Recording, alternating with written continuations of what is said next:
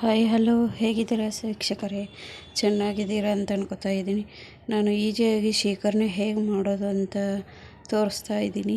Please ಯಾರೆಲ್ಲ ನನ್ನ ಚಾನಲ್ನ ಹೊಸದಾಗಿ ನೋಡ್ತಾ ಇದ್ರಲ್ಲ ಅವರು ಸಬ್ಸ್ಕ್ರೈಬ್ ಮಾಡ್ಕೊಂಡು ನೋಡಿ. ಈಗ ಮಾವಿನ ಹಣ್ಣನ್ನು ಸ್ವಚ್ಛ ತೊಳ್ಕೊಂಡು ಸಿಪ್ಪೆ ಇದು ಮಾಡ್ಕೋತಾ ಇದ್ದೀನಿ. ಈ ಥರ ಎಲ್ಲ ಗೊಪ್ಪವನ್ನು ಹಿಂಡ್ಕೊಂಡು ತೆಗೆಯೋಣ. ಶೇಖರಣೆ ತುಂಬ ರುಚಿಯಾಗಿ ಬರುತ್ತೆ, ಈಸಿಯಾಗಿ ಇರುತ್ತೆ.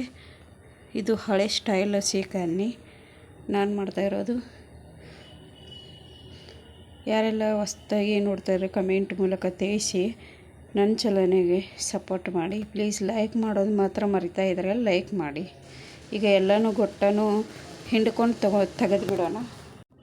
ಹಿಂಡ್ಕೊಂಡು ತಕ್ಕೊಂಡು ಈಗ ಸೊಟ್ಟೆನೂ ಎಲ್ಲನೂ ಹಿಂಡ್ಕೊಂಡು ತಕ್ಕೊಂಡು ಬಿಡೋಣ. ನೀರು ಹಾಕಿ ಮಾಡ್ತಾಯಿದ್ದೀನಿ. ಈಗ ನಿಮಗೆ ಹಾಲು ಹಾಕಿನೂ ಮಾಡಿ ತೋರಿಸ್ತೀನಿ ಹೇಗೆ ಬರುತ್ತೆ ಅಂತ. ನಮಗೆ ಆ ವಿಡಿಯೋ ನೋಡಿ ಕಮೆಂಟ್ ಬಾಕ್ಸ್ ಮಾಡಿ ತಿಳಿಸಿ. ಹಾಲು ಹಾಕಿ ಶೇಖರಣೆ ನೀವು ಒಮ್ಮೆ ಮಾಡಿ ನೋಡಿ.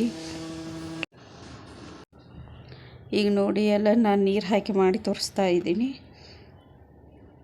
ನಿಮಗೆ ಅದು ಆದಷ್ಟು ಬೇಗ ವಿಡಿಯೋ ಬರುತ್ತೆ, ನಿಮ್ಮ ಕಡೆ ತಲುಪುತ್ತೆ. ನನ್ನ ಚಾನಲ್ಗೆ ಸಬ್ಸ್ಕ್ರೈಬ್ ಮಾಡ್ಕೊಂಡು ನೋಡಿ ಪ್ಲೀಸ್. ಯಾರೆಲ್ಲ ಹೊಸದಾಗಿ ನೋಡ್ತಾ ಇದ್ರೆಲ್ಲ ಈಗೆಲ್ಲ ಗುಟ್ಟನ್ನು ತೊಳ್ಕೊಂಡು ಸಿಪ್ಪೆಯನ್ನು ತೊಳ್ಕೊಂಡು ಇಟ್ಕೊಂಡಿದ್ದೀನಿ.